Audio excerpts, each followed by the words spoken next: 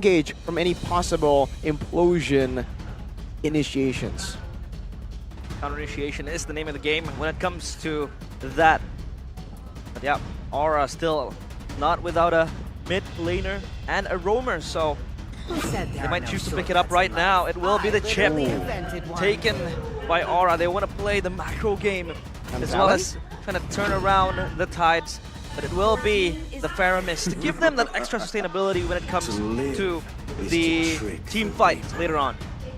The Faramis into the Akai though, something that we have seen many times before. The Akai with a heavy spin usually is able to disengage or split them up completely from that Netherrealm additional HP. Last pick, Hayabusa for Onic. That's the flex.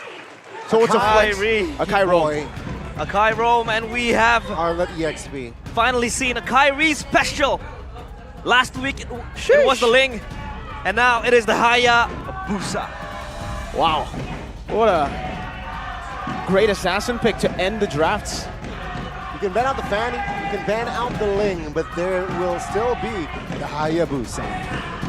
So risky choice though up against a Nolan who clears very, very fast. If they continue that pressure they have, especially with the chip, enabling everybody to get online very early, the snowball threat from Aura is scary. But Onic seems like with their draft, they have what it takes to handle it. Crazy mid-pressure with the Lo Yi and the Akai, the XP as well with the Arlet. And the lane that can go head-to-head, 50-50 skill matchup in the gold lane, Brody versus Harith. Another battle in the sky, as it will be the Sky Kings versus the Red Dragons for round 2. Onic Esports against Aura. Back to the Lanodon we go. Let's see who will take game 1 between these two teams. Will it be the Red Dragons? Or will it be the Yellow Porcupines? Ladies and gentlemen, let's enjoy the show. Wow, full stack crowd here.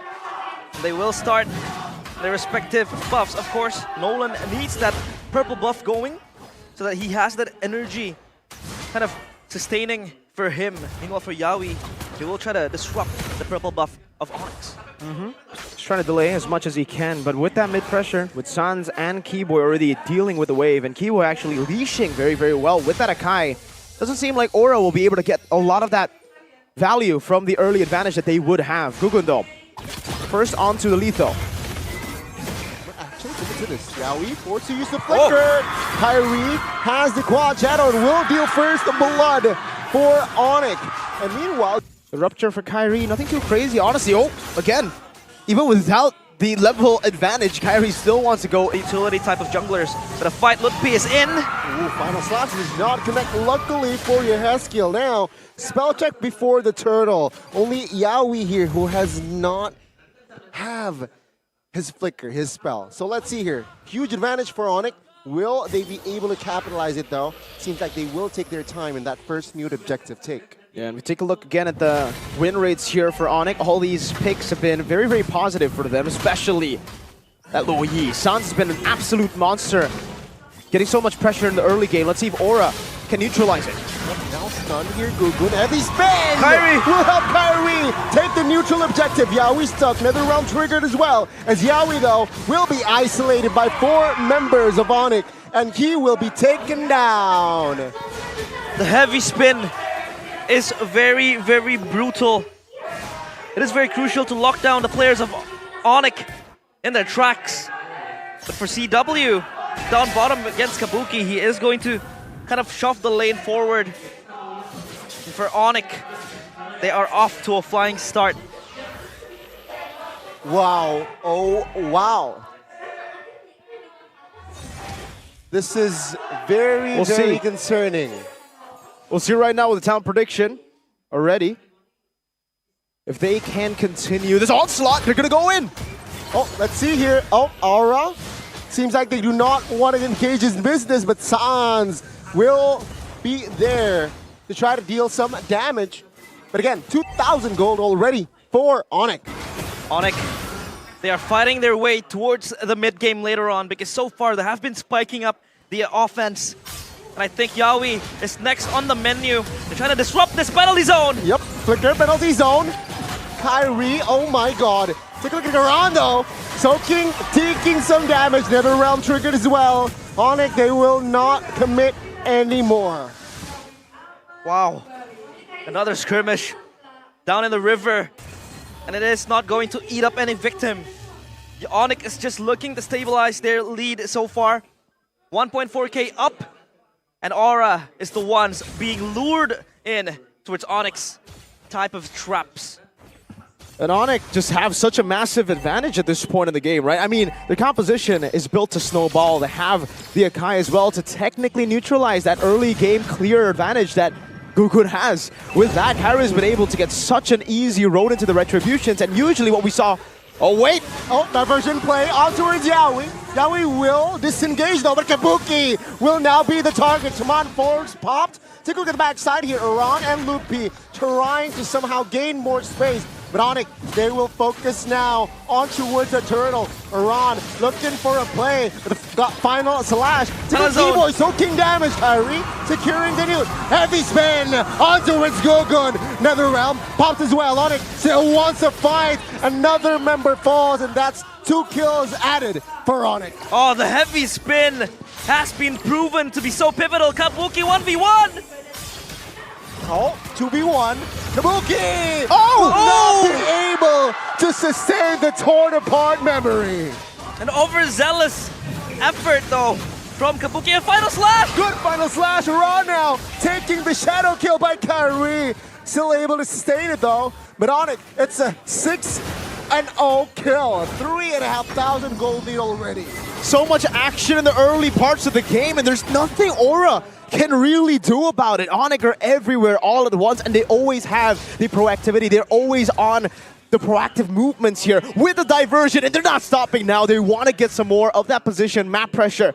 This is how you counter the chip. If you can teleport faster, if you can get to places and shred him down, just assassinate him before he can even put the portal down.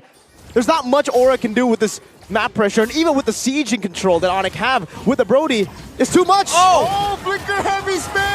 Kabuki now stunned up. The damage though is be there as the cover is there. Keyboy will be the first one to fall alongside Kyrie perhaps. Oh! Lupi is there along as Sans, and CW and Sans will do the cleanup as Sans claims a hat trick.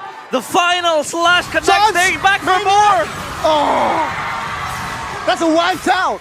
Wow. That's ridiculous! Insanity from Onic. They don't want to stop the throttle. They kept on going, pushing towards the base. A chain of events that was so unstoppable from Onic. They kept on the pressure going. Wow. Crazy stuff from Onic. 11-1 in this game with a 7.7k gold lead. And at this point, what is Aura even supposed to do? They want to look for these team fights with the Faramis, but Keyboy sends them all out. When they clump up and get that HP, they're all gone anyways. They get shredded down by Sans with that AoE damage, by Lutpi especially. Lutpi's been playing the Phil role for so long, you forget about what he can do in MDL. You forget about his performances, and against CW, oh, almost catching Gukun. Well, luckily for Gukun, he has those dashes. 7.8k gold lead with a team like this. It's a Luoyi that's snowballing. It's a Brody that's snowballing. It's an Arlet that's snowballing. And last but definitely not least, it's Kyrie on the Hayabusa. It's his signature, snowballing. The Kyrie special, of course, and Onic has been so offensive. They did not let Onic breathe even a sliver. And Kyrie, look at the confidence he has. Yaoi on the conceal though, he's back for the hunt. It's gonna be Lippy up in the charge. Oh no, Yaoi, you have no flicker. And 5 members of Onic is on you. He will fall for the 4th time this game. And back to Mirko's point, I mean, this Luoyi is so good against the chip because the teleport ain't really telegraphed compared to the chip where you really need to wait for the members to come in, for the diversion to happen. Just step in the circle and you have 4 members, 5 members with you, backs against the wall, and now it's Kabuki! Oh my god, Onic, they were bottom side of the map like, what, 8 seconds ago. With the diversion, they were able to find surprise towards the top side, and yeah, no jungle play whatsoever here for Aura. 9.3k gold lead, the slow build-up, the Onic that we knew from Season 10, 11, and 12. That always tries not to just beat the enemy team, but to beat the clock at this point. 9.7, about to be 10k. Yaoi finally with the play. Oh, with the shortcut as well! Oh! He finds CW. though. Keyboy with the heavy spin was not able to find the cover up. But Aura finally, good play there, finding C-Dub. 2-12. 2 kills from Aura is towards the gold and the roam. Of course, Keyboy and CW had to eat up the death. But a game fact, with the new application GoPay, Hayabusa becomes the 4th most picked hero for Kairi throughout his career since MPLPH Season 6 with 25 picks with a win rate of 72%. That's a high win rate. Super high on the Hayabusa in the pro stage. Very, very impressive stat. But now let's take a look at the items from Kairi because he just finished up the War Axe. Hunter Strike first item, into a Blade of Despair, now a War Axe. So he's actually expecting these fights to go a bit longer. Expecting Aura to have a little bit more sustain in them to withstand some damage for him to get all the stacks possible to deal even more damage throughout. And I think that's mainly because he's anticipating the shielding from the Heron. Oh, Keyboy with the flicker onto the wall. Seems like Kairi. No, wait. Oh, it's a 2v1. Good low. Oh, Aran whiffs the Aran? penalty zone. Meanwhile, top side it is a gank towards Yaoi. Oh, again, Kairi looking for a kill. He smells blood. Does not find the mark just yet. He's an escape artist. You can look at how Kairi just exerts so much pressure with the Hayabusa, and he has been able to make that leeway for Onic to take this Lord. It is a free one for them. And Aura, they don't have the contest to really fight for this. Gee, I mean, again, another diversion, and it's a run! Happy birthday, Ron. That's a surprise for you as Kairi picks up the Mega as well as the Lord. 9,000 gold already established. Oh my goodness. Oh my goodness. I mean, even Aran can't take the damage properly, right? Like, he's been whipping his skills. What's going on? Onic are making it so chaotic to a point where Aura don't even have time to think. They panic in these situations where Onic are just styling on them. Kairi basically won a 1v3, baited all their resources, and got more value across the map, and then picked off Aran with a diversion. Every single member, even Keyboy, on the Akai is 1,400 gold ahead of Yaoi. This is the pressure we're talking about from Kairi. He could be in the side lanes, he could be pulling 3 members towards him, trying to make Onic play, and here comes Aura. Ron, be careful, penalty zone as a defensive play. The round triggered early. Now the Lord finally taken care of. Oh, Kairi jumps in. CW finds a kill on towards Yaoi. 4v5 now as all 3 base turrets still though standing for Aura. Yo, Yaoi, the sole victim, but Onic, they don't want to tune down the offensive move. They want to probably end this right now. They're looking for the base turrets, but it is still a huge wave down bottom. Flicker all up for Onic. Full power. Kairi jumps in with the Cloud Shadow, does not connect with the Shadow. Oh, finally isolates Aran, but he flickers out of the way. Now Onic, they play discipline. They see the base turret top side, and that's going to be their main focus here as Aura will be able to defend it this time. The advantage of the Assassin when you are Snowball is Kairi can be the one to zone every single member in the back, and he does it right now. Just goes in. Aran will not be able to get out. A CW finds the killing spree. Onic, they are going for the main base now. We'll wait for the top and mid wave though. They will take their time munching on the EHPs. Kairi jumps in back, but they will not commit more. Oh my god. While Onic, with their initiation tools, has been very on point. The final slash with the heavy spins, and they're looking for more! Another good final slash. Gogun falls as well as Yaoi. That's 5v3 now.